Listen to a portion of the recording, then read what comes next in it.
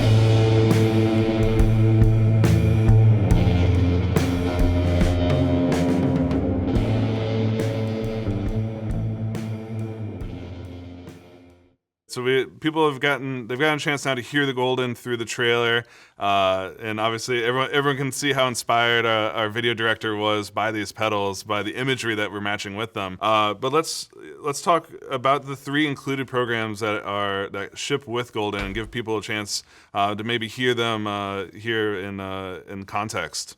Yeah, sure. So this actually goes for all of these UAFX pedals. They're designed so that you basically for each pedal get 3 classic must-have effects for each pedal.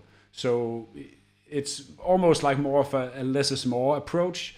And for Golden, it's a spring reverb, it's a plate reverb, and it's a digital, more of a hall/room style reverb. So basically the 3 classic styles of reverb that you can think of. Almost like eras up through time from the 50s and 60s and 70s and 80s. The first one that we should probably talk about in here is a brand new algorithm we created for this pedal, and it's a spring reverb that just sounds absolutely astonishing. So James, are you good to go to play a little bit? Yeah. We got the row up here just in front of a nice Marshall. Nice. So here's the spring.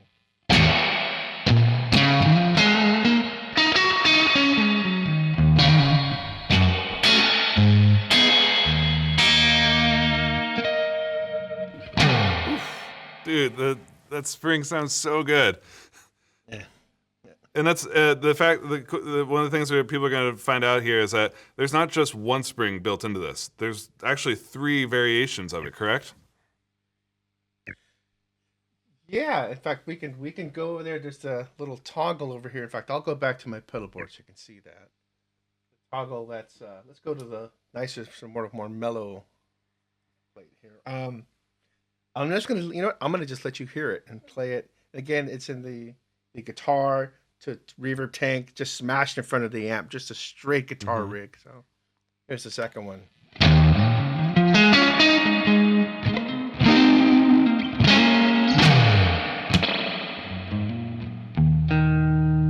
And what you find is there's this interesting thing when you attack the note, there's just this splatter of mechanical rattle and springs, and so it's all there. If you hit it hard, you're gonna hit it with that same intensity of the physical spring rattling the. I mean, that is really odd to me that it actually sounds like the spring tanks. It's like it's all in there. Yeah, it almost sounds like you could drop the pedal and you would get the spring shake that you get on it. It does. Amp. It totally does that. It totally does that. Yeah. The exact rattles there is the. And if you play lighter, it's very dynamic. Here's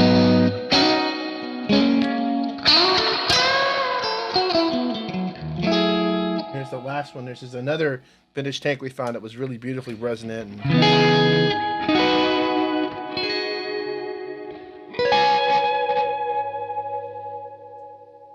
That's amazing. All right, so there's spring. What are the other 2 programs? So the next one is a plate. That's emulation of a very classic German-engineered studio plate created way back in the 50s. And any guitar player who's into, basically bands, all the famous guitar tones, Led Zeppelin, Eddie Van Halen, Pink Floyd, will know this reverb from, their favorite classic albums. So James, take it away. Let's go over here, and we're going to be in stereo now, by the way. So this set's in stereo through a pair of clean amps, so you get to hear the plate and all of its studio lusciousness here. So.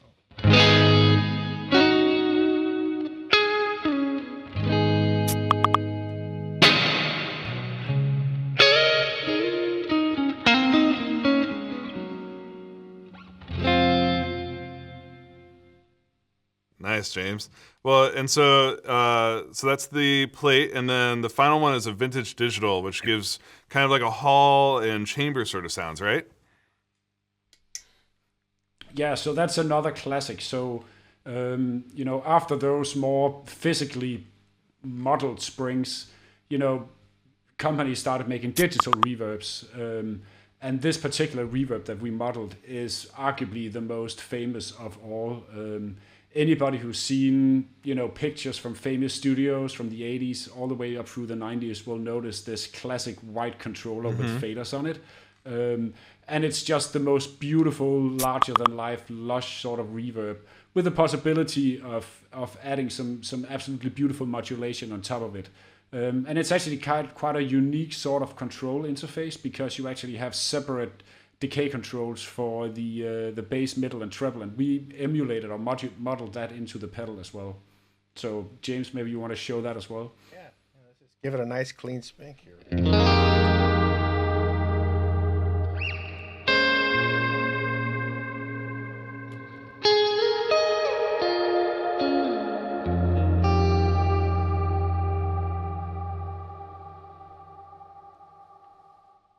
Oof. Oof.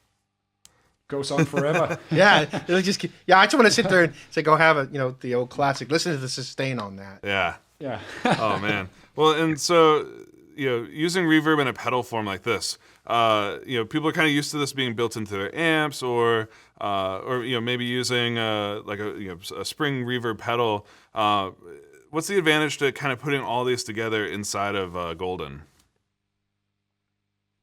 I think the advantage is that, obviously there are amps out there that have spring reverbs in them. First of all, no two spring reverbs are alike, and the ones that we have in this pedal are meticulously hand chosen for absolutely amazing sound. Even the vintage ones, which most guitar players sort of agree that those are the best sounding ones. Even those are radically different because we taken the ones that are in the pedal from 3 different amps, and they sound dramatically different. But on top of that, reverb is not just reverb these days. So it might be that for, if you want to play this sort of more old school bluesy style, want to get that sort of sound, obviously the spring is the go-to thing.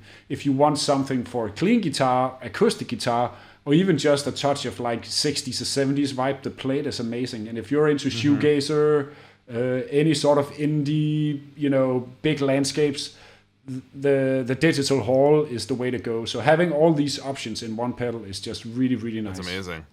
Well, guys, love to just sit here and talk to the fathers of these pedals all time. But luckily, I've got you guys for the entire show.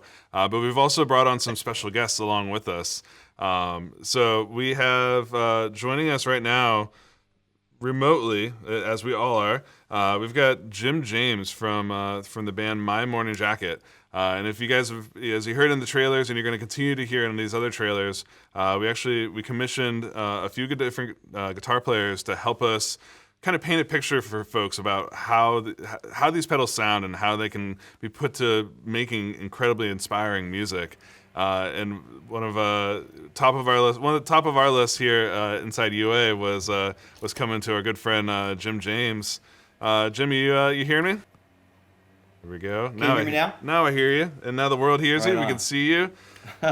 First of all, thank you so much for your contributions for these trailers. As you started trickling in all the different sound examples, I kept on, every time I'd bounce them out, I was like, oh man, these are just getting better and better. So I'd love to know, man, what was your first impression of using the pedals and specifically Golden? Well, I mean, the first thing that I thought was that, I don't know how often you hear this, but one of the hardest things to find is a good spring reverb that's real, in a pedal.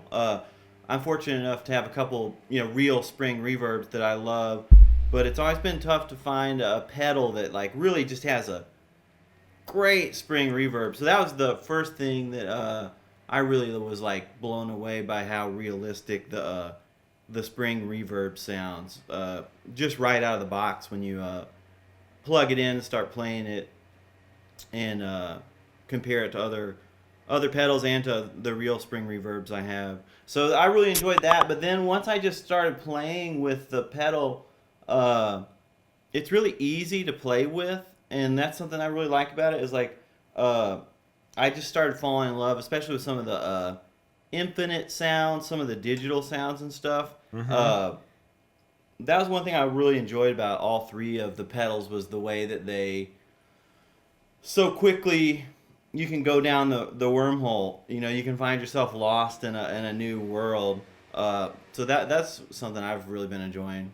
Man, I can tell you, it's that what you just said. It's eerily apparent in all of your sound examples of like you kind of getting lost into these worlds. And I mean, that's the thing, you know, I've noticed this for myself, man. Every time I go to like try to test these pedals, you know, so to say, it's really hard to not start just like coming up with music. Yes, totally, absolutely. Nice. So, you know, just, you know, speaking broadly about reverb, like, you know, how do you typically approach using reverb as part of your sound when it comes to playing guitar? Well, I mean, reverb for me has always been the vehicle, the ticket to heaven. You know, whenever I get, I remember as a kid playing music, both with guitar and my voice. I didn't really like the way the guitar or my voice sounded until I discovered reverb, and I felt like that was the magic. A portal opened, and I stepped through it, and I learned to love music, and I learned to see music, and through that vehicle, it's kind of like a.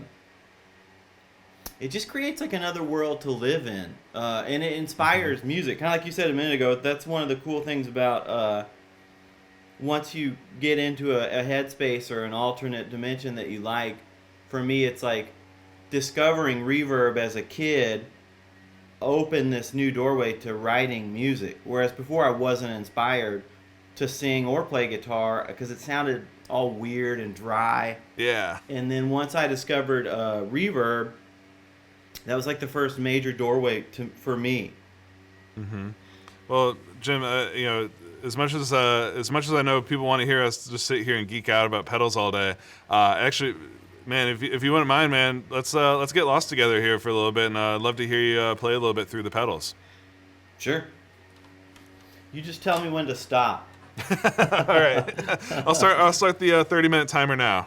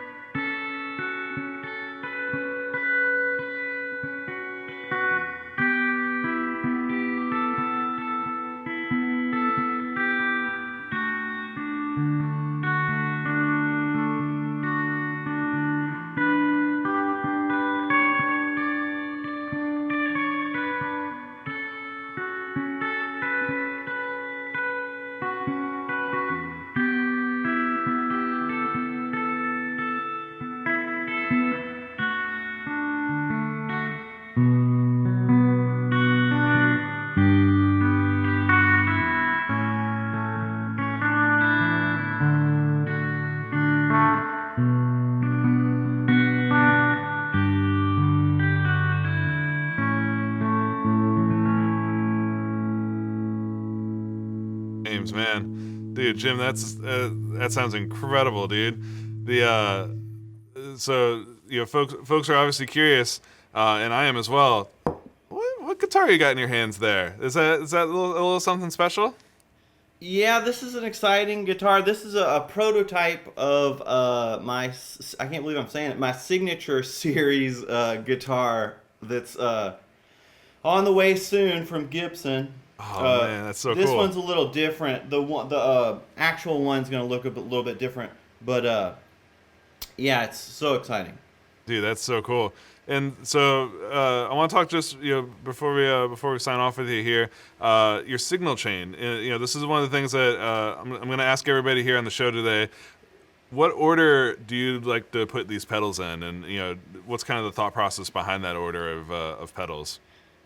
Well, I mean, I deliberately only used these pedals today, so it's just the guitar going into these 3 pedals. Mm-hmm. The fun thing about pedals is sometimes it's fun to put them in deliberately the wrong order. Like I love spraying reverb into distortion or something, and hearing the distortion gobble it up. But for this, I just did kind of the standard thing of the Astra into the Starlight, into the Golden, mm-hmm. so that the last thing you got was the, especially when I was playing with the Infinite, I like it when the delay of the Starlight triggers the Infinite.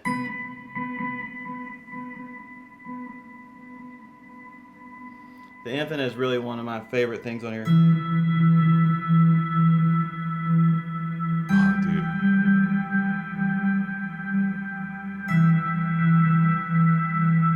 Just so amazing sounding. Dude, it sounds so huge. Like people are noticing this in the chat as well. It's just like obviously it's kind of what people would expect from UA if we're gonna make pedals, man. It is just that sound quality that's coming through.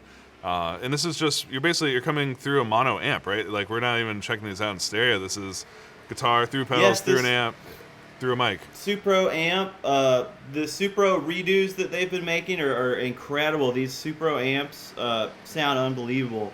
Yeah, and like this thing, it's like when I was sitting here last night getting ready for this, it's like I sat down and went into the void, and looked up, and it had been an hour or two that I was just sitting here playing, mm-hmm. Completely lost, which is great. Man, that's the goal. That is the goal. Well, James, I got one smart ass question I saw pop up in the chat. People are wondering, is that your morning jacket that you're wearing? It is indeed. So I assume you've got afternoon and evening as well lined up. Yep, I change right on the dime every part of the day. Oh, that's amazing. Well, Jim, man, dude, it's so cool to hang out with you. And again, I can't thank you enough for helping us, coming on today and helping us with the trailers, and just all your support for UA stuff is always awesome. It's always a great time kind of getting to hang out and chat with you. Thanks so much. Thanks to all you all do too. Thanks for all the great sounds. Oh, you're welcome, man. Well, so as you guys at home probably know, NAMM was last week, the virtual NAMM called Believe in Music. But apparently our friend and normal NAMM host, Henry, didn't quite get the memo. So he, for some reason, still went down to Anaheim, and then he sent us back some commercials about the swag store. Don't ask me how it happened, but let's check those out before we jump into the next pedal.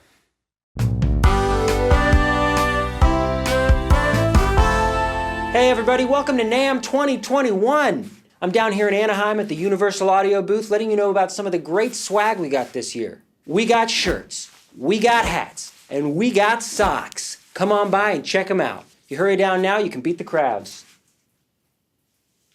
Come to think of it, where is everyone? Am I early? Where's my watch? Nobody told Henry.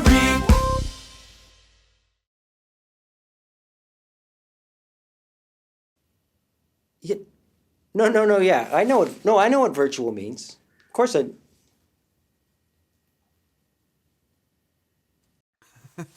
Oh man, I got somebody should really have told Henry. I guess that might have been my job. Oops. Well, guys, if you guys are watching this live with us, don't forget there is a giveaway going on right now. If you're over on uaudio.com/live, scroll just below the video player, you're going to see a giveaway widget where you can enter to win a commemorative set with all 3 of these pedals, some t-shirts, power supplies, everything you need to get up and running. And we're going to have 3 lucky winners of that commemorative set. And of course, the chat is going wild. It's I can't keep up. So I know there's going to be a ton of questions that we might not be able to get to today, but don't worry, we're going to be back again tomorrow. We're going to do a whole Q&A show. We'll answer any untouched questions along the way, have some more examples, have some more artists jumping on and hanging out with us. And of course, we're going to be drawing the winners of that giveaway tomorrow as well. So enter now, tell all your friends, get them, let them know what UA's got going on with these pedals, and with that, let's dive into this next pedal, the Starlight Echo Station. And before I start picking Tor and James's brains about the pedal, let's check out the trailer for it, get us in the mood, and then we'll come back and chat about it.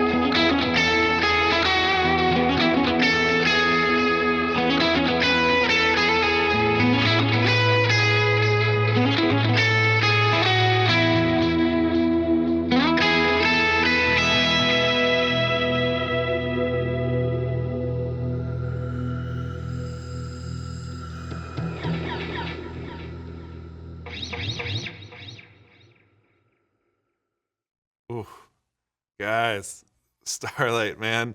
I can see people in the chat are really enjoying the sounds and enjoying the visuals that go along with these.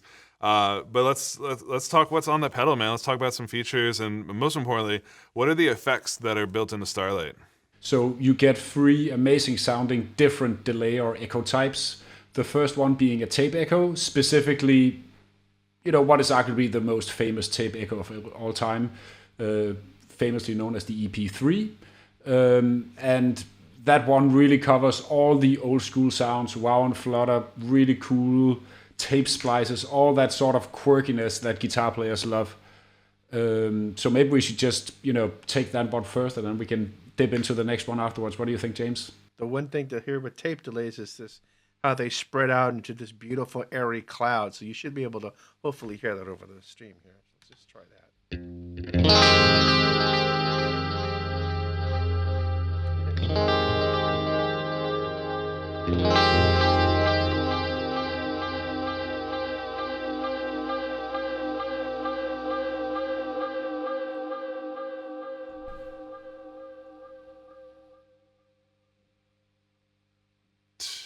Dude.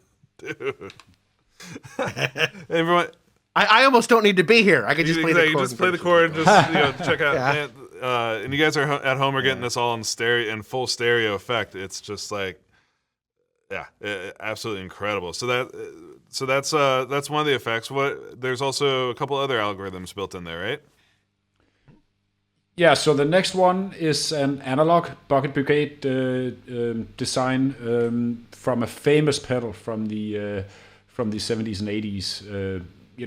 Prominently used by The Edge, among others.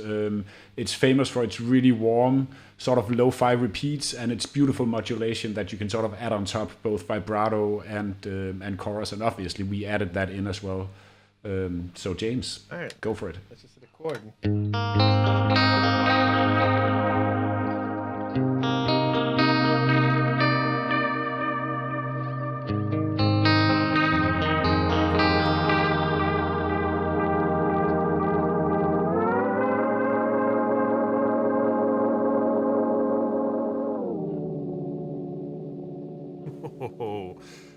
Dude, I mean the Memory Man sound, like, that's arguably, it is my personal favorite delay sound in the world.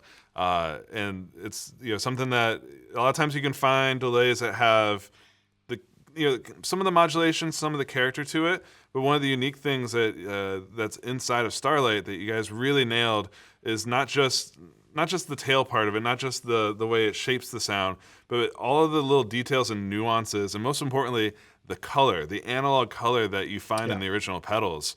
How and why, and how has no one ever done this before, and then how did we nail it for these pedals?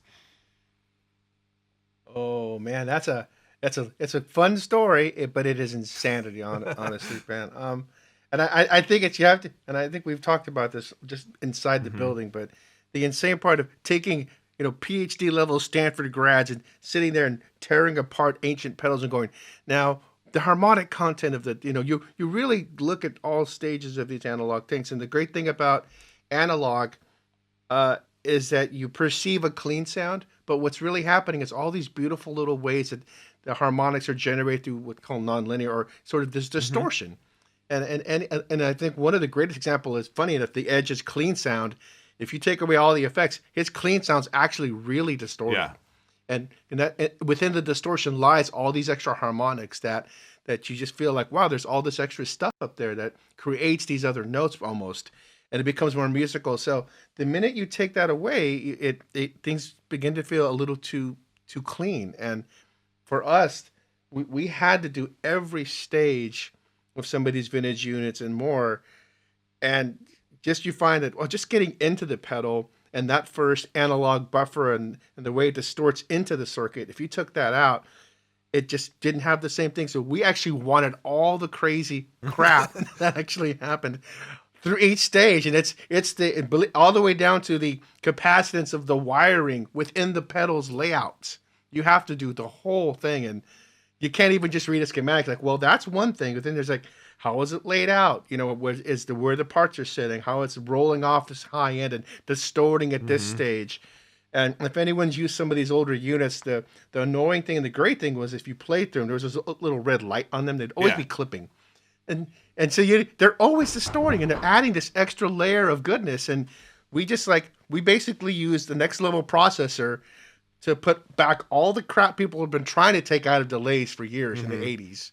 We put it all back, which for some reason I love it. I enjoy knowing that it's all there. Well, and the cool thing too is, so the tape delay and the Memory Man both have a lot of color to them. But then the third effect that's built into Starlight, actually, it gives you that other option. It's called precision delay. So what's the thought behind that effect? Yeah, so precision is really the opposite of the first two ones, where we sort of, deliberately put all the warts and all the little imperfections that, characterize tape delay, analog delay. Precision delay is really, as the name sort of suggests, a precision tool. So what you see, what you get, what you hear and put in there, that's also what you get out again. Obviously, there's still a ton of possibilities in terms of sort of coloring the sound, whether you want it darker or a little brighter. But the overall sort of feel and sensation is this sort of pristine, beautiful delay. And one thing that we actually added to that is that we added a whole separate delay engine on top of that we utilize only to add modulation to the delay repeats of this beautiful digital delay. So you can add flanger or chorus to the delay repeats without affecting the dry tone. Yeah, James, can we hear what the precision sounds like? Yeah, we're gonna do this. Let's try it.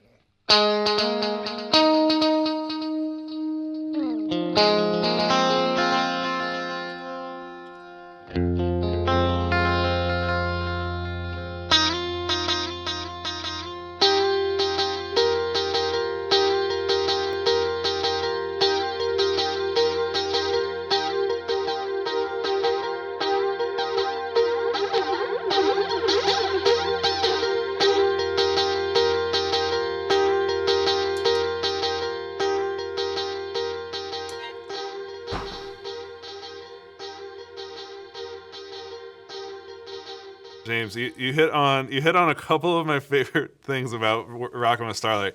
One is the fact, as you guys have probably heard on in the tape delay and the Bucket Brigade Memory Man, when you go to feedback, you can blow it out, you can go nuts, you can have these kind of crazy tails happening. But with precision, when you go full feedback, it just hangs, and you just get this infinite pad. And I was playing around at home, you start playing arpeggio, and before you know it, you kind of build up this chord that just hangs in the air. And then the other cool thing that you were demonstrating just now, that's really unique to Starlight is the way the division knob works. So I'd love to kind of clue people into how are divisions handled on Starlight, as well as some of these modern features that we come to expect from a pedal. Yeah, so the subdivision part of the pedal really comes down to the fact that we actually, for all of these effects, are literally running 2 instances of every single one of them. So, even if you use the EP3 model, you're literally running 2 EP3s. If you use the spring reverb in Golden, you actually have 2 separate springs, and they behave differently. So all the sort of nonlinear stuff, all the little random things that are happening with Wow and Flutter are actually separate and totally, put apart for each of the 2 units. So when we talk about the subdivision stuff, obviously one of the really nice things about delay is that you can have them in sync with the music and create these sort of classic David Gilmour, the Edge style, soundscapes where the delay repeat sort of becomes part of the song.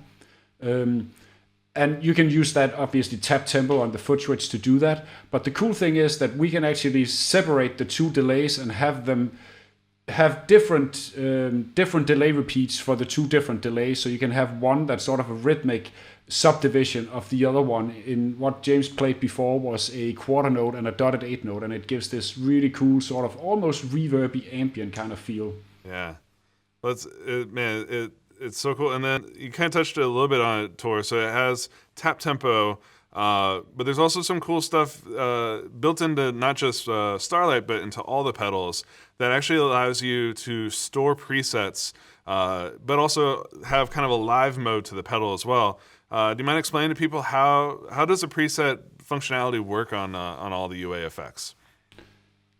Sure. Let me switch over to my little pedal board camera here. So the idea is really that we want to keep these pedals simple. So although there's a ton of advanced stuff going on, we don't want the user to sort of feel all that tricky stuff that's happening in the background. We want them to be super simple. And one of the things that we really feel is sort of characteristics of pedals and what makes them so fun to use is the fact that it's sort of, what you see is what you get. So you have a pedal, you look at the knobs, you look at the toggle switches, and the sound that you hear is the position of the knobs. And the left knob over here, in this case on Starlight, is basically that's a live mode. And wherever I put the knobs, that's the sound you'll hear. So that's obviously really nice. So you get that sort of classic pedal feel that you can always rely on your eyes. And, if you want to tweak something, you can just bend down, grab a parameter and tweak it right away. But at the same time, it's also kind of nice to be able to have sort of an extra sound that you can kind of go to. So, let's say, for example, that I want more of like a solo, longer delay, but I also need a slapback for a sound or 2. You can actually store 1 preset per pedal. So I can show you guys that on Golden. So right here on my main live sound, I have a spring reverb. But if I switch over to my preset, I actually have a plate reverb stored over here.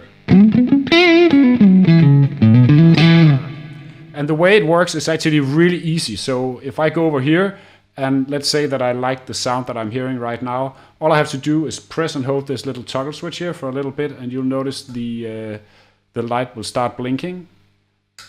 Or you can't because I blocked it with my hand, but in any case it does. And now I'll actually have stored, because I just overridden my plate reverb, now I have a spring reverb over here. But if I go back here and switch to the plate setting, or like the digital one, I can now switch back and forth between those 2 here. Real easy. And the cool thing is, as I said before, we're running 2 instances in stereo, but we're actually running two of those at the same time because they're two totally separate engines. So the decay that happens when you switch from one to the other will actually keep running at the same time when you toggle between the two different that's modes. super cool. So what you're saying is that if you go from, say you're on a gig, right? You can have your kind of default, your spring reverb kind of ready and waiting on your preset, but then you can have like a big plate or something ready to go for a solo moment. And then by being able to switch between the two, it's not going to cut the effects as you switch. You're going to get to hear the spillover from one effect into the next. Totally, and you can even do that on Starlight. A really cool thing that James sort of touched upon before was that because the precision delay that we've taken from Aux, by the way, so if anybody out there has an Aux and like that delay sound, that is the sort of where that algorithm comes from. If you crank the feedback all the way up, you get this sort of infinite repeat kind of thing. That doesn't self-oscillate, it just sort of stays as this pad in the background. So you can actually have that on one of your settings and switch to the other one and play over that as almost sort of like a backing track or something like that, or a pad. Oh man, that's super cool. Well, man, we're kind of just skimming the top of all these pedals today. We're getting a couple of demos in, being able to hear what these effects sound like really quick. But to help us kind of keep on diving into these effects and learning more about not only how they sound, but how they kind of can get used for both live and the studio. We brought on some great guests, and my next guest joining us here, hopefully in 2 seconds, is the one and only Butch Walker. He's an incredible artist and producer. He's worked with artists such as Green Day, Weezer, Fall Out Boy, and many more, on top of making incredible records himself. And Butch, oh, there you are. Hey, how's it going, Butch? Good, man. How you been? Oh man, I'm doing good. I'm excited to unleash these pedals on the world today. Yeah, I've been trying to keep it a secret forever, and I suck at that. I've just been trying to hold my tongue because I've been loving playing with these things, man. It's been so awesome. Yeah, it was. We were as we were getting ready for the show. James commented. He saw one of your Instagram posts where he saw Top Secret in the description, and he was listening to. He was like, I know. That was Starlight, wasn't it? He could hear it through the Instagram post, the delay so characteristically. Some people can see dead people. Some people can hear pedals by brand. I can see pedals I'm going to buy all the time. Yeah, It's not a... totally. Well, Butch, right off the bat, man, what was your first impression of using the pedal? Well, familiarity in sound, because I grew up an addict of tape echo, and just being into all things 70s rock, 80s rock, all that when I was younger, and then carrying it on into my earlier stages of producing records pre-DAW recording, where I used tape and I used tape echoes a lot, and I loved them, and I love the sound, I love the color, especially with guitar. I love what they do. I love the preamp gain you get out of an Echoplex, which is a little added bonus. It's like Jimmy Page, that was half of his thing, the sound, Yeah. when you have like being able to just get that overdrive, a little bit more edge out of the sound, even without the delay on. And this pedal does so much of that. It does the EP one, so you get the Echoplex characteristics of it, and the preamp overdrive, and the color of the tape, and all of that. And I'm kind of addicted to that setting. Plus, I love a Memory Man. Yeah. And there's that element of it too, where you get the where there's just this amazing, beautiful chorus that I love out of that, where I'll have that as a washy echo, but I'm using it more for when I roll my volume down. It's almost like a chorus on my guitar. And because I love the mod wheel, I love the modulation up. I'm not scared to waver that shit, Right? Not afraid to have it kind of swimming around on the sides. It's awesome. That's really cool. Well, man, I was going to ask you, like, what's your favorite effect inside of it, but I think it sounds to me like you're split between those two. Yeah, those are my two favorites. I mean, the precision's great too, for just a clean, almost like a DD what, 3, 4, 5, how many of them they had, boss? But like it's like a digital delay, just clean, with clean trails that go forever, and they don't decay, and they don't get artifacts in them as much, which is also nice if you're doing certain sounds, But I'm just such a sucker for the good old, analog circuitry and the old ones, and I just think this thing nailed it. It nailed it. Dude, man, that's so good to hear, and especially from someone who has so much experience using these out in the field. So typically, like when you're using delays, like how do you use them as part of your sound? Like, are you doing them in the effects loop? Are you doing them before the amp? Like, what's your feeling there? Well, if given the chance, like for for live show pedal boards, a lot of times, if I'm going into more of a classic amp setup, like I go into I play into a Fender Deluxe sometimes, or an AC30 or my Bad Cat. Those are great amps, but some of those don't have effects loops, and so I'll just put them in line on the pedal board, and I'll have to adjust my volumes accordingly, because when you put your, just like people probably already heard today, like when the gain structure is important. If you're putting the echo pedal first in the chain, straight from the guitar right into the front of the preamp on the amp, it's going to distort the delays, right? So it's going to be more mushy and dirtier, but sometimes that's awesome, and sometimes that's such a great sound. But when I get the chance and there's an effects loop involved in an amp, I usually run the delay through the effects loop, so I can get the trails really clean, and get more delay out of it without it completely overtaking the sound. And that's kind of how I have it set up right now. I have it set up going through an effects loop on the amp, and it's super fun. Nice, yeah, and that was gonna be my next question. Before I let you loose and want to hear what you got to work with here is everyone in the chat will murder me if I don't ask you what your signal chain's looking like. So walk us through guitar through to what we're hearing on the other end. Right now, I am playing through this Music Man Sabre, the Green Manalishi, I would like to call this, and then and then I'm running into a Vox Cutting Edge Drive pedal, which I'm using sometimes not, and then it's going into a Vox AC30 custom head, and that has a buffered effects loop on the back of it, and Nice. and I'm running the Starlight pedal here that is going actually through the effects loop, and so that way, I can, like I said, I can control the clarity of the delay a little better with it going through the effects loop when it's post preamp, if that makes any sense to the guitar world. I'm sure it does. Yeah, exactly. Hopefully all the guitar nuts out at home are familiar with how effects loops work at this point. Yeah, more than I am, I'm sure. Nice. Well, Butch, man, let's stop gabbing here and let's let you rip. Okay, cool. Here, I'll put on a little rock jam. All right, here we go.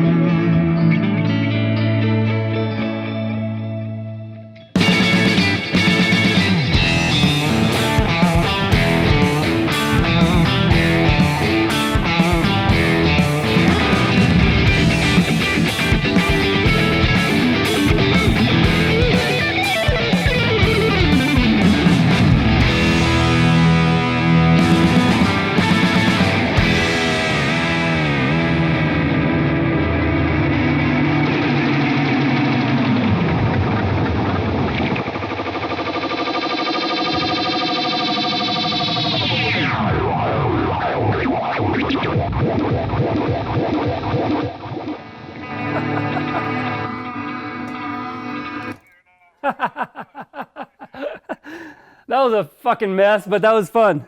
That was insane, dude. The chat was going wild with you playing that, man. They were like, yes, this is what we came for.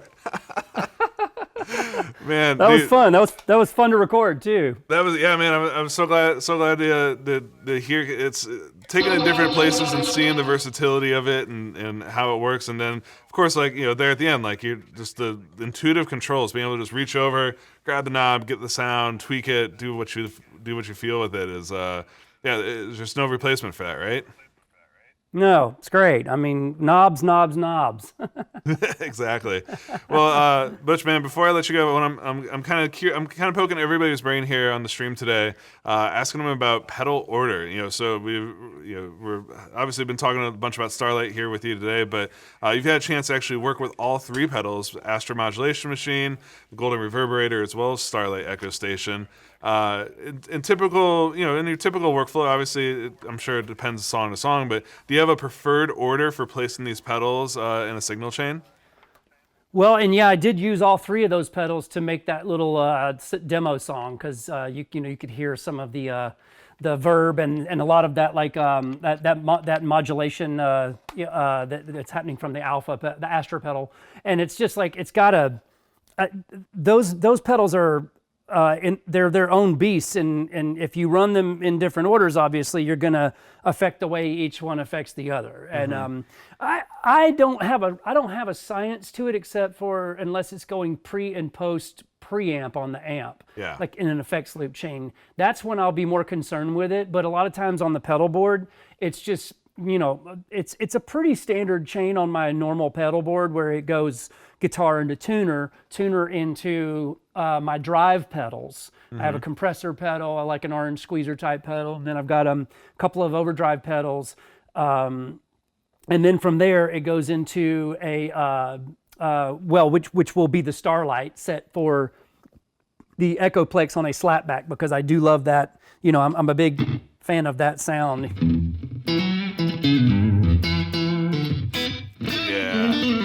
And so that kind of thing is like, it sounds great when it's getting a little bit of gank from the front end. And if you turn your overdrive pedals on, that delay is going to get louder. Yeah. And so, but I love that. And so I'll usually run it into that, and then I'll gank the gain on that, so I get a little bit more of that Echoplex gain if I want that hair. And then from there it goes out into chorus, reverb, and a longer delay pedal.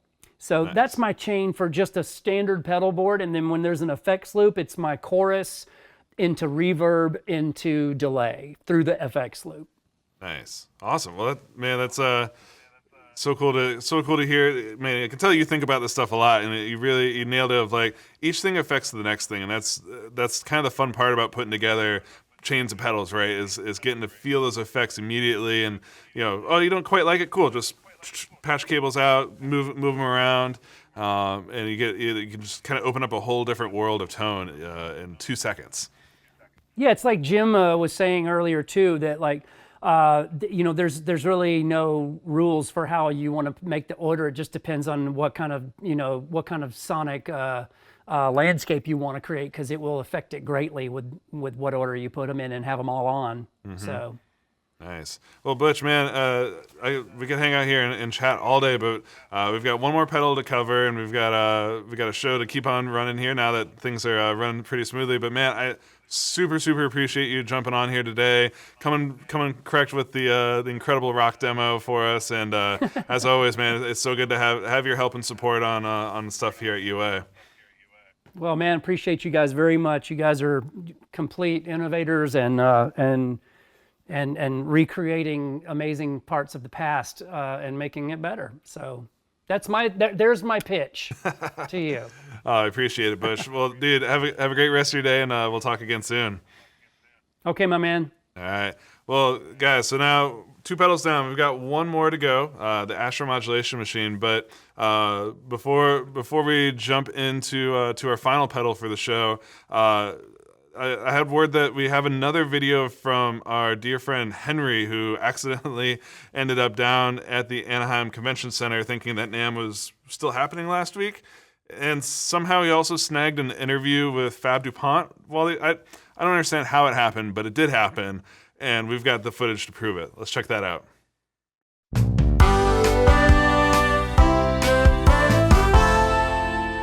Welcome back to NAMM live in person here at the beautiful, super busy Anaheim Convention Center. Things are pretty much the same as always here. Here's an interview I just did this year at the 2021 NAMM convention. So, what do you think about NAMM 2021? Oh, oui, I love it. And so many people are here en person. Yeah, I noticed that too. Looks like I'm going to get paid my money for this appearance.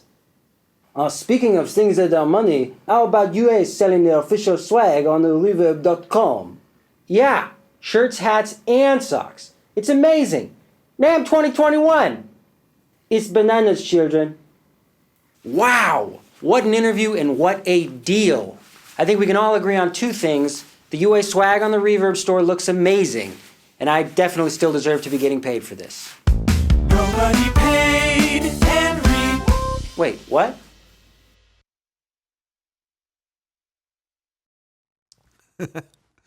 Oh man, is it just me or did Fab's accent slightly change in that? I'm confused as much as you guys are. But guys, the thing I'm not confused about is the giveaway that's going on right now.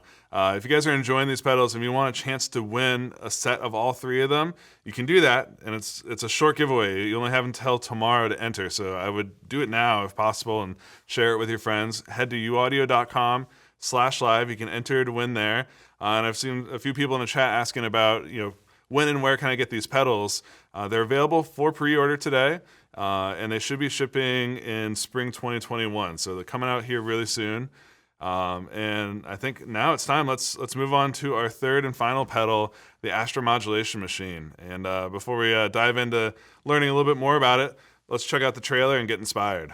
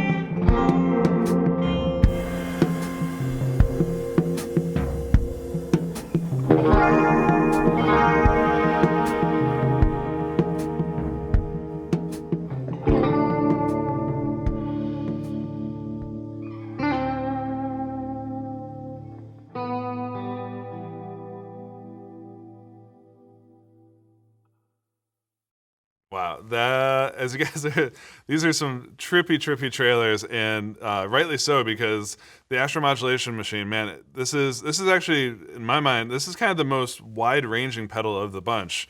So let's let the people know, man. Let's kind of walk through what are all the different effects that come preloaded on Astra, and then I also want to tease a little bit about the downloadable presets. So Tori, want to take us through the effects? Yeah, sure. So as you sort of teased, there are a couple of hidden things on Astra and actually also on the other pedals, but we'll get to that. So the main thing we did when designing Astra was that we wanted to sort of make this toolbox for all these little icing on the cake sort of fairy dust sprinkling effects that you can put on your guitar sound once you sort of get the delay and the reverb out of the way that guitar players use, on a lot, if not the majority of their sounds. So Astra is really sort of these sort of effects that that you can use to embellish that sort of core sound that you have. And the effects that you get with the pedal right out of the bat is a really cool chorus/vibrato pedal.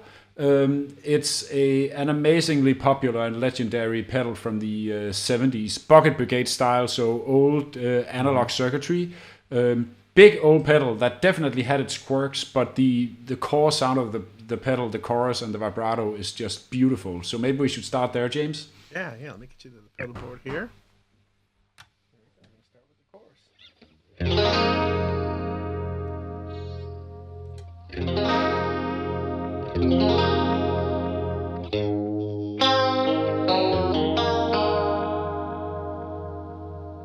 We can switch you into the vibrato mode, which has these separate speed and depth controls.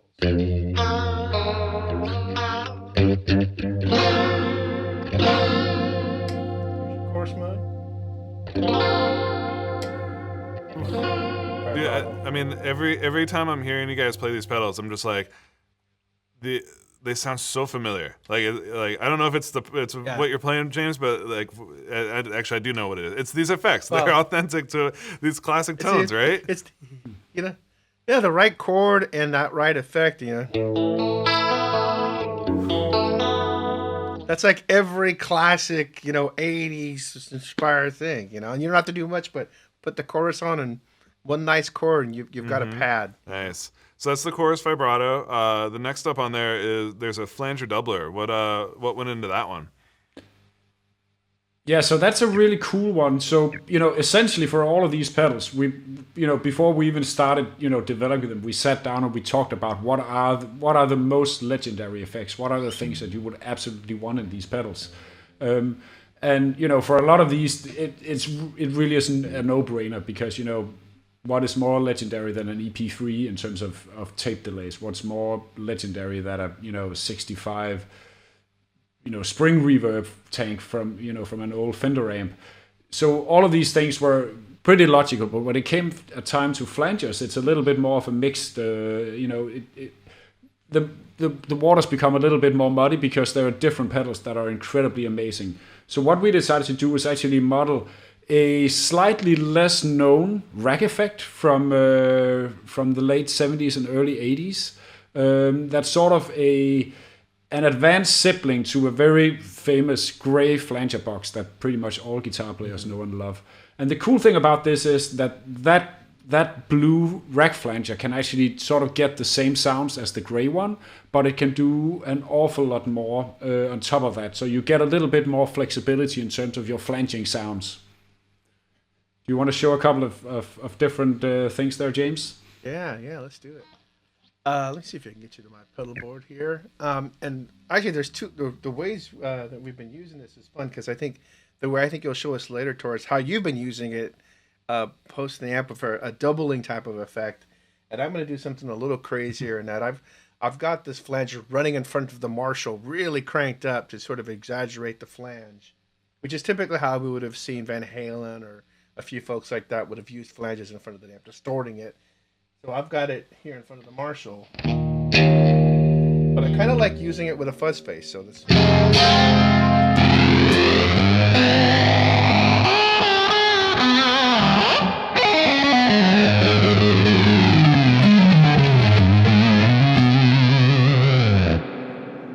Yeah. You get that really gnarly, just little cloud of air just flanging through that harkens back to almost that Hendrix tape flange, and it just does that really well. And I can again exaggerate it some more.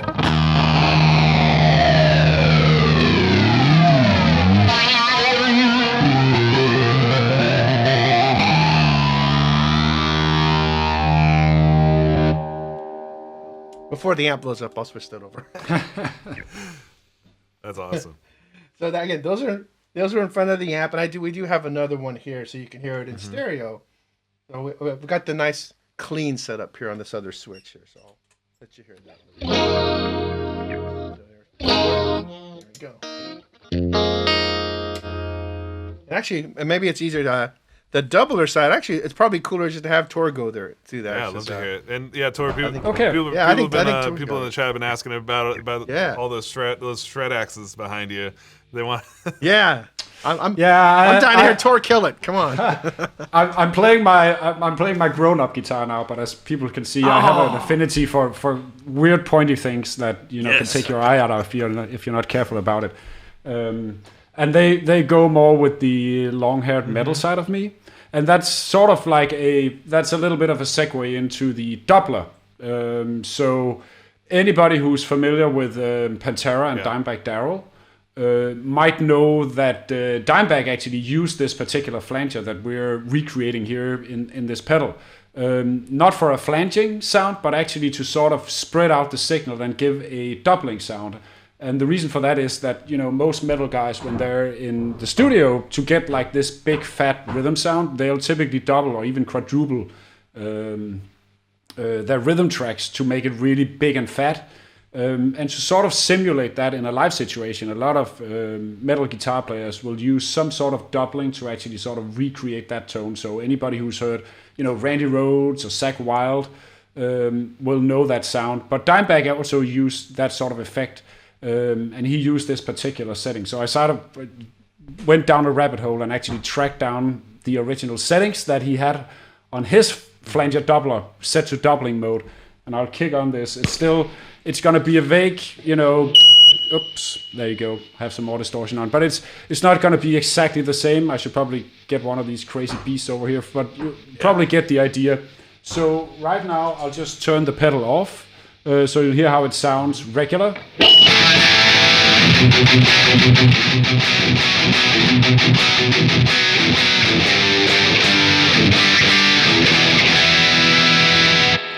So now I'll turn on the doubling, and hopefully you guys can hear the difference. Here we go.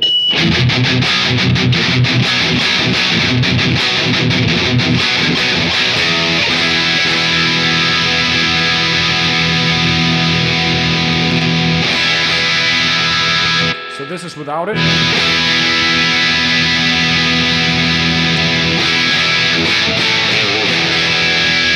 And with it.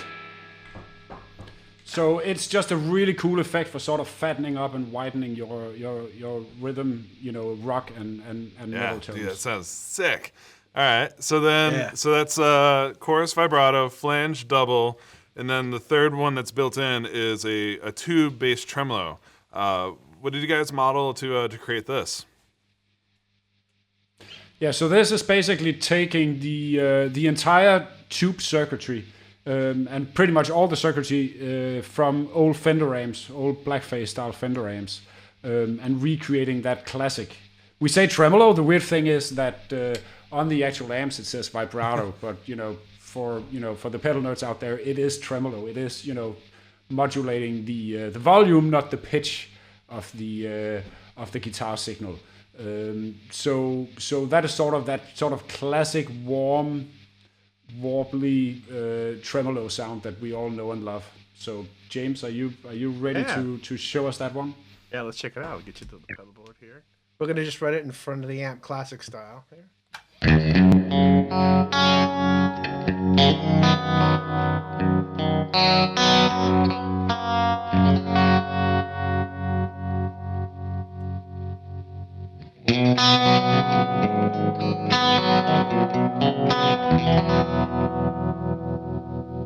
We also have sort of a deep switch, so we can make it a little choppier here.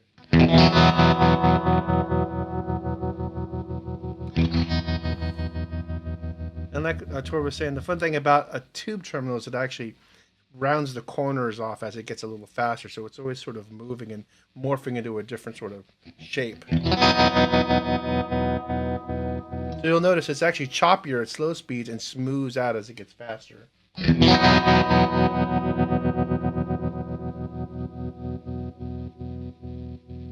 But wait, there's more. Tell me more. I'm gonna go into my little stereo. Yeah, let's go in stereo. And we also gave you this discrete pass, so if you send like ping pong delays into it, left or right, the tremolo would maintain that stereo separation. Nice. So, but I'm gonna just I'm gonna just play the tremolo, but now in a stereo setup. So you should be hearing it panning from your speakers left to right. And you just on a mode switch here, so you can make it mono, which is still processing stereo. It just sounds like the tremolo's mono. So if I do delays that are panning, I don't know if you can hear. You'll still hear the pings are there, but now they're tremoloing. And I'll double down and make the trem stereo on top of incoming stereo. Oh, dude! Now you get waves, So, you yeah, get like ripples and gets- waves, and everything is just the width that you're able to get. Oh, Exactly. It's so good. Exactly. Yeah. It's one of the things we were hoping to do in that, you get the classic vintage mono tubes busting sound, but then modernize it like, well, we love stereo. We love things before or after it might be a modern piece of gear. So you want to maintain the integrity of the signal path. So again, it's using this crazy amount of 192 and actually 8x oversampling processing and analog dry pass to go, okay, it still sounds like a good crappy tube about to die, but if you fed it with some crazy effects processor that's modern day, it would still maintain that level. So it's crazy. I think maybe even Butch was going there, and you see everyone else's use of it. Sometimes you use it in a modern studio way. Sometimes you throw it in front of a Marshall or a Supro and crank it up, and it just sounds like the old stuff. So I feel like it depends on your flavor of that morning. Like, well, do I want to have a modern tone? Do I want to do something creative in stereo, or just be an old tremolo sometimes? Well, and so I touched on this earlier when we were at the beginning of the show when I was trying to fill time. But so I hinted at it, but especially with Astra, one of the really cool features are the downloadable effects that you can that when you purchase these pedals and when you register them, you're able to get additional effects for it. What are the additional effects that Astra has in it? Yeah, so as you said, when you register the pedal, and this actually goes for all of them, we actually give you, some extra effects to add to the pedal on top of the ones that they're sort of born with. And for Astra, the original one that we added is a very famous orange one-knob phaser that is just a classic pedal and almost like a must-have arsenal in any guitar player sort of modulation effect basket. You want to go there first, James? Yeah, and we'll listen to it in front of the amp, sort of classic style.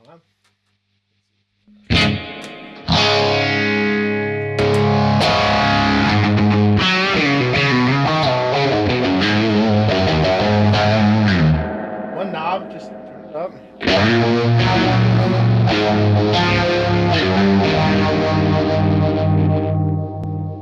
The one extra things we did give you was an era switch, so that's whether you consider the earlier script ones, you can go into a block mode, which is a little, I almost call it the disco chewier sort of phase.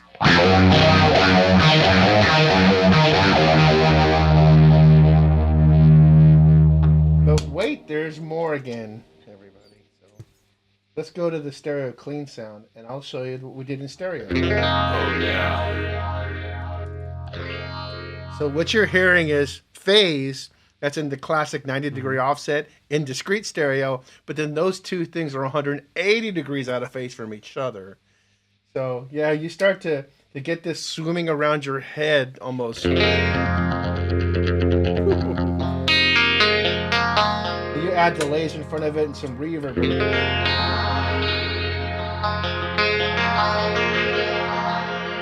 James. Yeah, you can pretty much go crazy. Again, I don't have to play much. I play a chord, I just sit there and look cool and turn knobs. And I'm done. It's all there, man.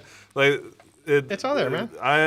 Speaking personally, I've never done a ton of stereo guitar stuff before, but as I've been testing and playing with these pedals, man, I can't go back. I love hearing these effects in stereo and the width that they add. It ends up, the cool thing, at least for me, in productions, right, is that you end up not needing to do as many layers because you have one guitar kind of occupying the space with extra movement and motion and creativity. It's such a cool sound.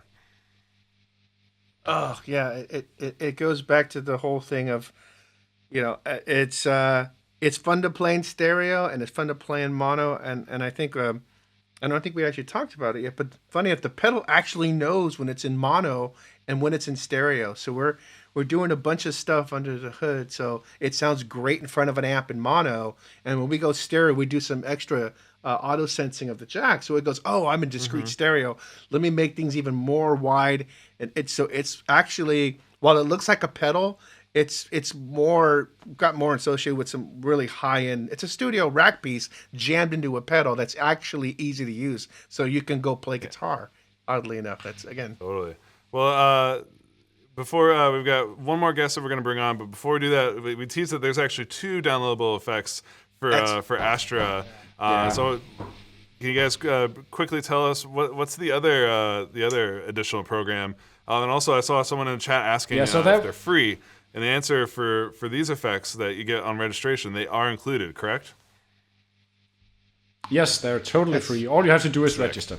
Then you can download them to your pedal. So the last one is really a labor of love. Ross, one of our amazing algorithm designers, has a specific affinity for harmonic tremolos. And we weren't even planning on putting that in the pedal, but he sort of in the weekend decided to just create that based on like an old blonde or brown face Fender amp. So it's a totally different circuit compared to like your traditional sort of volume based tremolo circuit. Harmonic trem sounds entirely different, but it's a really, really cool effect. And it's just so cool that we decided to put that in the pedal. So we actually get 2 different extra effects with Astra. And not only did he model like the classic circuit, there's actually some really cool additional things that you can do that I'm sure James will get into when he does the demo.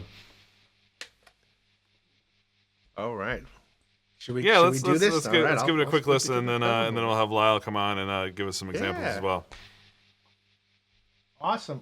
So it took its inspiration from that brown era Fender that had more of a pitchy tremolo. But again, like I say, as we were playing, actually as we were modeling springs and tube tremolos, again, it was Ross just was like, dude, I got to do this. And it's just like, okay, let's do it. Just don't tell anybody. And he ends up coming back and adding all this sort of modern stuff around it. So it's like it gets its inspiration from that, but goes somewhere really cool. And I'll try to do this really fast. So I've got your basic. It sounds like tremolo, but you get that little bit of a pitch artifact in it that moves around.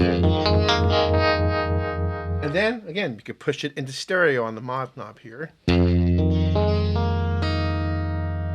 And you could make it what we call, this is classic mode.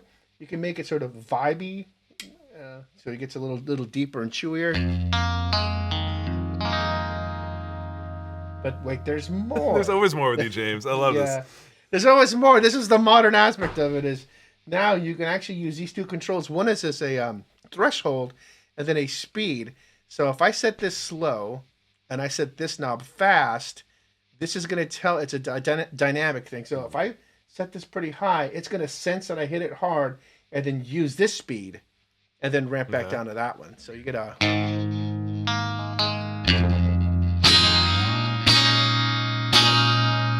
Or I can go the other direction. I'll make it fast, and then it'll drag down to slow.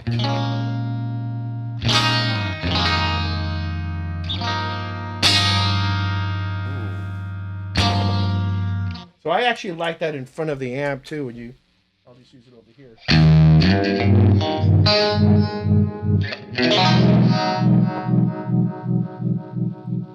I don't know if you can hear that, but as the chord sustained, it started building up and ramping like a Leslie. Dude, I love that sound, because now it builds with you as you play.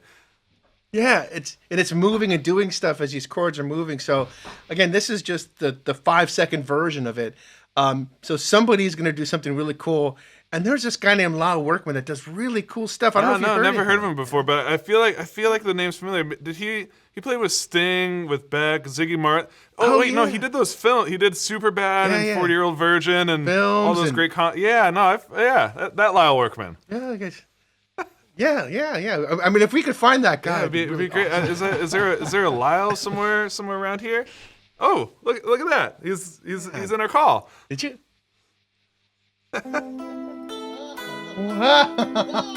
No. Hello, everybody. Hey, what's up, Lyle? How you doing, man? Hey, Lyle. Doing great. How are you guys all doing? Oh man, we're doing great. We're having a lot of fun here. How's the morning going?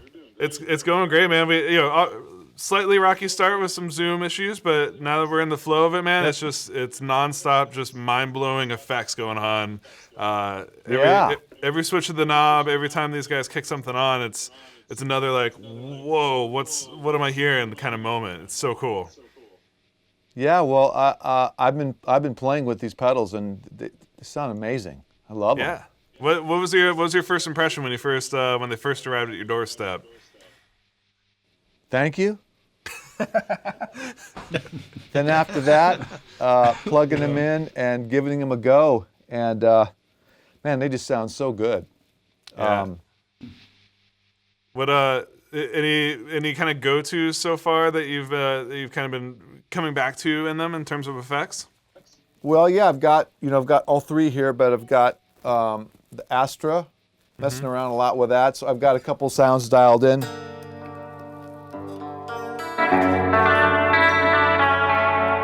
a nice chorus sound.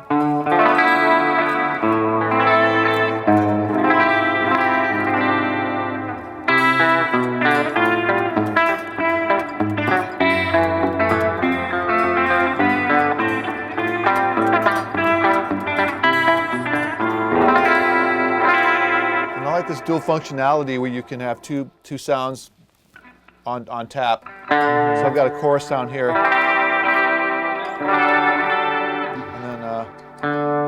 then just more kind of a light flange.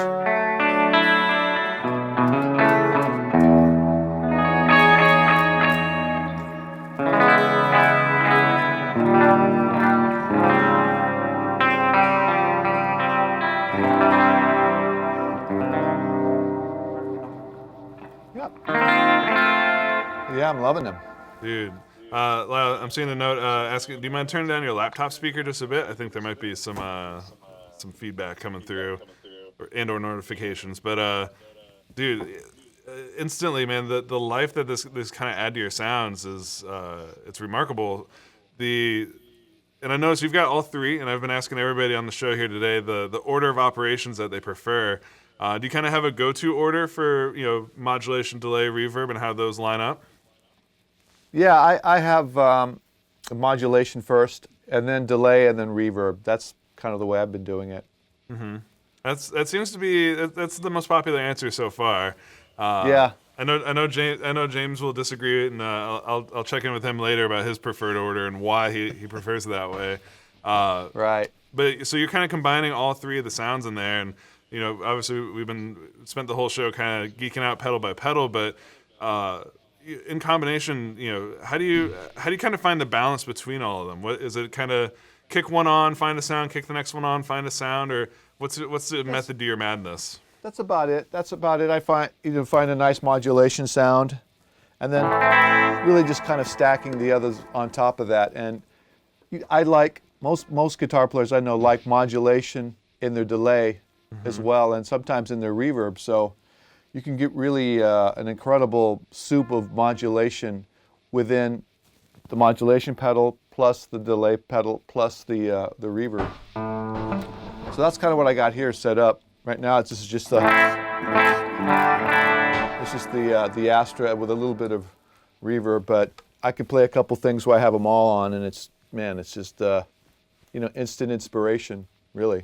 Well, man, don't let me hold you back. I know I've seen plenty of chat messages in here. They're like, Ben, shut up, just let him play and let's hear the pedals. So, I'm gonna shut up. I'm gonna let you play a little something for us. All righty.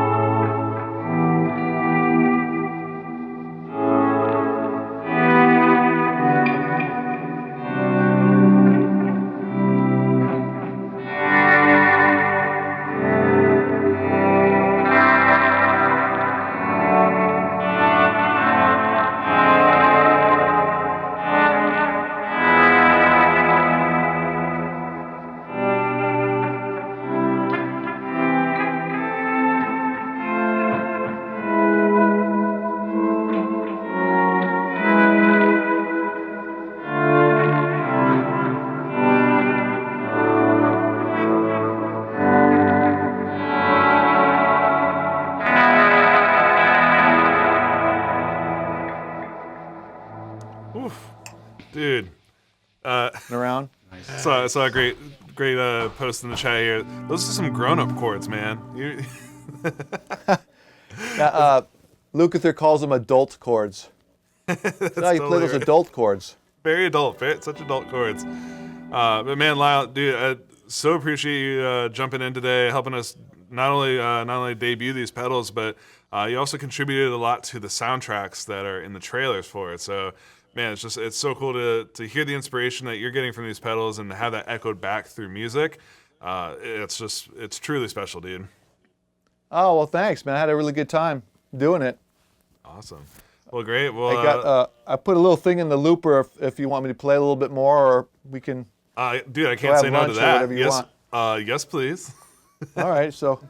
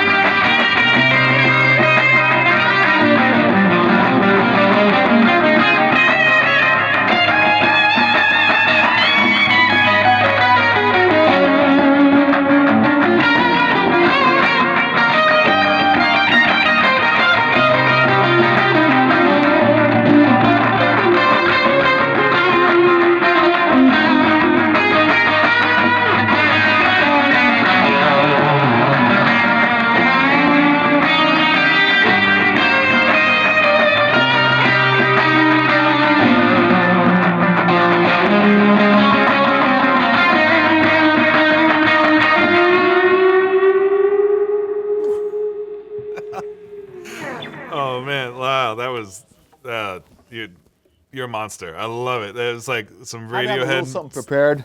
Yeah, I love it, man, dude. That was so cool to hear him put to use and hear kind of the combo of effects, like some verb, some delay, a little crushed Yeah, it, so man. that had everything on. I had the Astra on, the Starlight and the Golden. You know, they were all on, and yeah, I know. I have to say that modulation is a really funny thing for me because I usually don't really use it, but with this pedal you could just dial it in, just nice, just to have the right amount of it. If you want just a bit of it, or of course you can go crazy and get warbled for days. Yeah. But it was easy for me to get a sound that I like right away with all these pedals. So I'm very impressed. Dude, that's mission accomplished in our realm, I'll man. say. That's literally what we're going for. Stuff that's fun, intuitive, easy to use, but most importantly, it gives you a sound immediately that you can use and start making music. Like the point of these pedals is not to sit there and play with the knobs all day. It's to get the knobs to a spot that makes you want to start making music. Yeah, it's got the right amount of tweakability. There's not too many, to me, too many parameters, too many knobs. No menus I to mean, get lost in. that works sometimes, but lots of time, most of the time, I just want to be able to get to something immediately and not mess it up Absolutely. by having too many things to accidentally press or touch or move. Exactly. Nice. So, Well, wow, man. kudos to the engineering team there and the ears of the great James Santiago. I hear he's around there somewhere. I heard a rumor. There's this guy James who's got these ears that just they seem to they have an ear for detail apparently. Incredible. Absolutely. That's awesome. Well, Lyle, man, dude, thanks so much for checking in with us and helping us out on this music and on this journey. Well, Really thanks for appreciate having you. me on board. I appreciate it, and thank you. Awesome. Well, catch you later, Lyle. Take care. Bye-bye, everybody.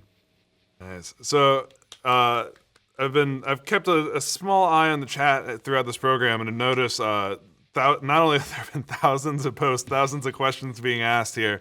So needless to say, we've kind of been scratching the surface of these pedals today. I mentioned it earlier in the show and a couple other times, but for anyone, if you're feeling like you've got questions that we haven't quite hit yet, I know there's been some questions about like MIDI and power supplies and all sorts of stuff. We're going to be back here again tomorrow morning. We've got a special live Q&A. We're going to have James and Tor back on with us, as well as some more special guest artists to help talk about the pedals and answer any lingering questions that you guys have. We want to be, obviously the goal here is to be fully transparent with you guys and give you the best idea possible about what these pedals are and what they are not. So be sure to tune in again tomorrow, where we're going to cover more of the questions that we didn't have time to get to today.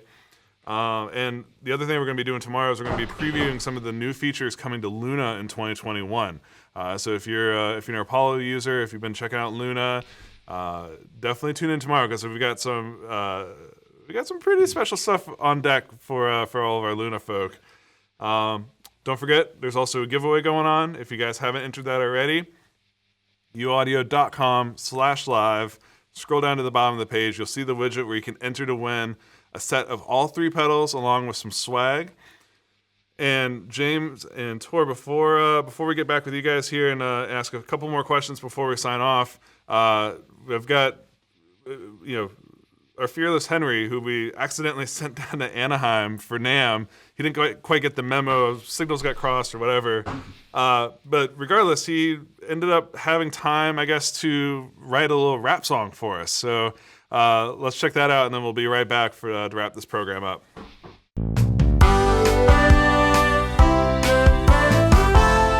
Hey everybody, I'm down here in Anaheim at the Convention Center for NAMM 2021.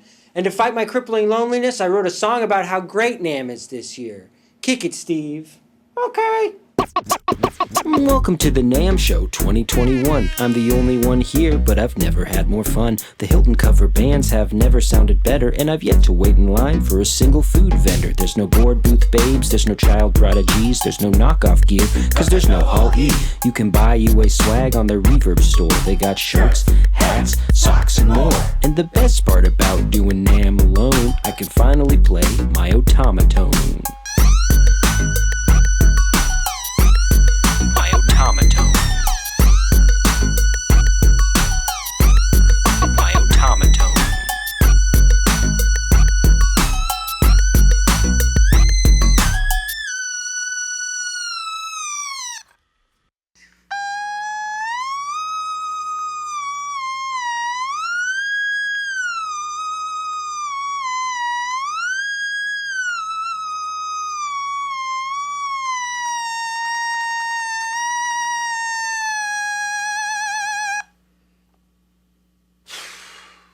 I gotta get out of here.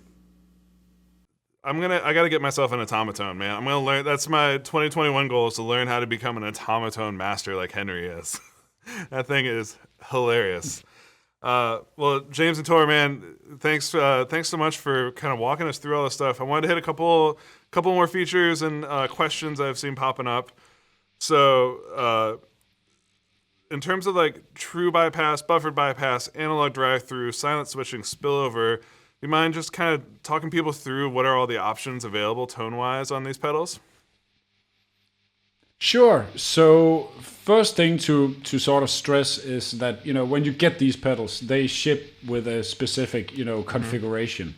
But we are working on some extra secret sauce in sort of an app that allows you to change some of these things. But when you get the pedals, they'll all ship with true bypass as the standard way to turn the pedals on and off. But we actually, kind of like what we did with the rest of these pedals, we just, we couldn't leave it there. And one of the really annoying things about true bypass is the fact that it has a tendency to click really loud through your amp, especially if you play through with some distortion. So we basically designed this special silent switching circuitry that allow you to use true bypass, but at the same time don't hear all the annoying noise that is, associated with that. So that's the first thing. There is also the option of having buffered bypass on the pedal if some users might prefer that. There are some benefits to that. For example, you can get the delay trails and the reverb trails to ring out naturally, even as you bypass the pedals. Obviously, you can't do that in true bypass. There's also going to be the option of actually turning on some preamp coloration of some of these vintage effects where, for example, the EP3 is famous for its preamp. You can actually turn that on as well. So there are a couple of different options there that users will be able to get into at some point. The other thing that you mentioned, Ben, is analog drive-through, and this is something that we consider pretty important on these pedals.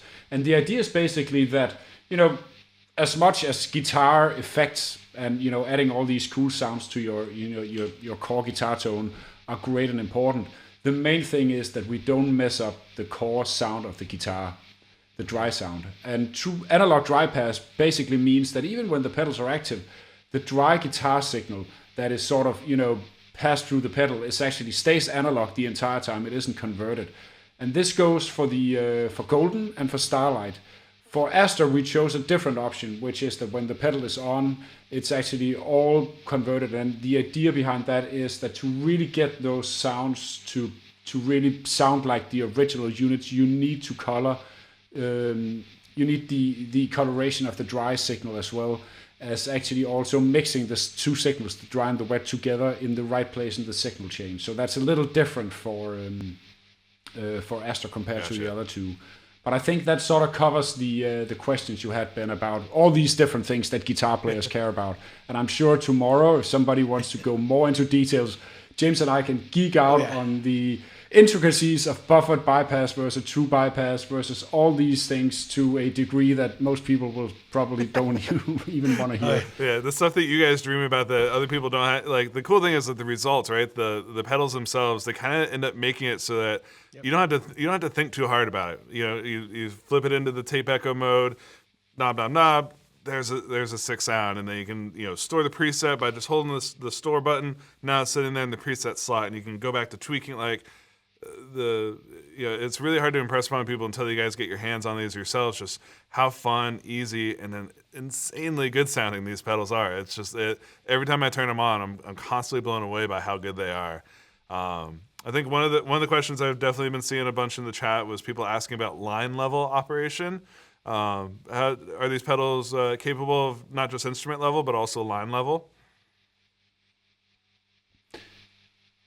Do you or should I, James?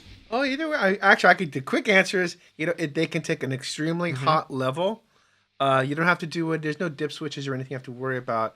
But they're absolutely tuned for a guitar input. So, and that's really the only way to make the effects sound like the originals.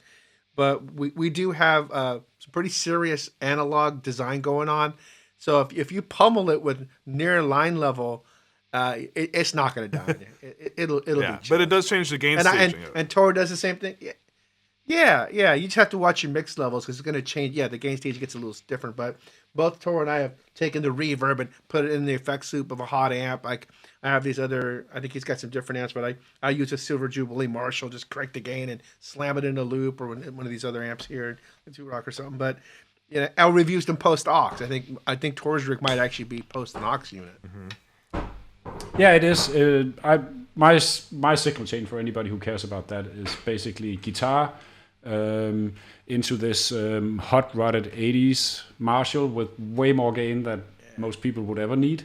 And from there I go into an aux, and from the sense of the aux I actually go into the free pedals, which also sort of gets into this idea that you can use line level with these pedals. They're designed to equally handle guitar level as well as very hot signals.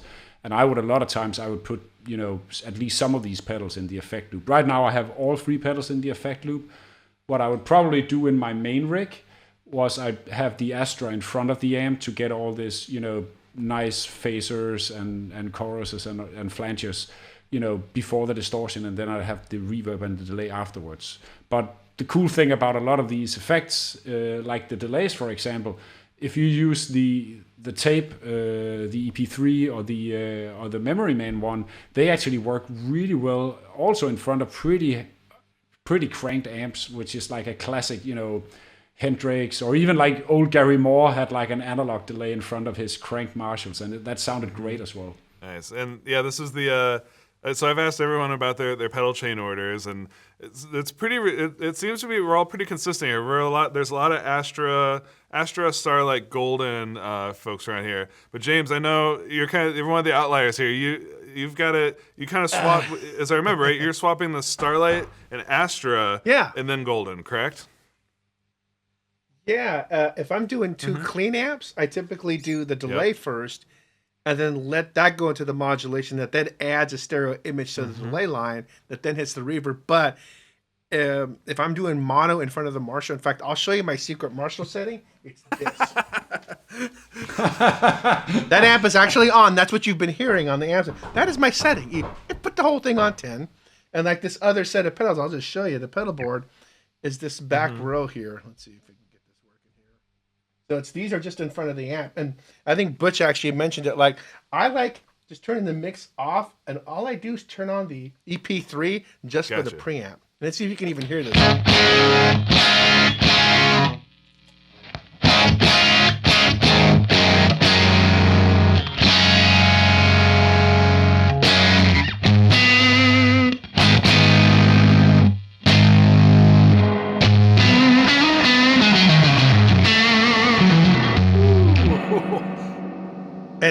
And if you notice, it's that amp is just, it's probably going to die in a second, but I'm not afraid to put the pedals in front of the amps on. They react like the old ones, and they do these weird curves, and I love both ways, honestly. I love it, just dying to hell in front of the amp, but there's something beautiful about putting them in stereo to a clean sound, and literally flipping over to the other side on here and just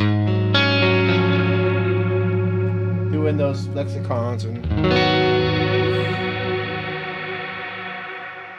So really, it's I just want to sit here all day and turn knobs. Be quite honest. Man, dude, that's James. Every time you strum a chord with those sounds, like it's just it's music to my ears, man. Like the delays, everything that happens in between the notes, like that's the cool thing. It's like as I've been playing with these, when I try to go back to like a dry sound, I'm like, man, I miss it. I miss that depth and that dimension that you get from adding some effects.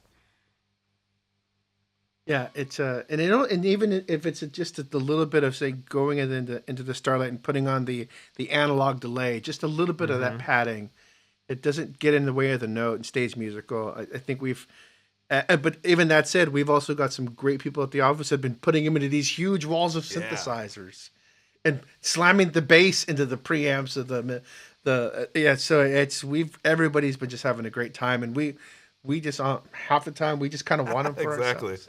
So that's great. Well, to wrap it up, speaking of having these to ourselves, the world is now going to have them. People are wondering when are these going to be planning on shipping, and what are the details for being able to grab these for the folks out there?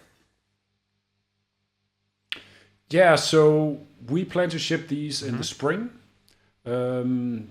So even though there's a bit of a wait, hopefully people can hold their breath for a little while longer, and you can grab them at all your regular UA dealers, and they're actually available for pre-order. I think there's a link somewhere on the live page. Yeah, on there's a new landing page for the UAFX that just went live as we went live with the show, and at the bottom of that page you'll find all the retailers that have them available for pre-order right now. Yeah, and there you can pre-order them, and we have a gut feeling, and we hope that they're gonna. You might have to be a little fast to get the first units out there. Yeah, exactly. Nice. Well, guys, man, this has been so much fun geeking out with you today. And as I mentioned, there's a giveaway going on. Don't miss out on that if you want a chance to win all three of these pedals together. And more importantly, if you guys have got questions that we didn't quite get to today, tune back in tomorrow, same time, same place. We're going to be answering more questions, talking with some more artists, as well as previewing a bunch of great Luna features that are arriving this year. So that's going to be another really fun show. I hope you guys all join us back here again tomorrow morning at 10 a.m. And let's go ahead. You know what? I want to see these trailers one more time. Let's roll all three of them back to back and just enjoy the sounds. Catch you guys tomorrow. Thank you, Ben. Thank you.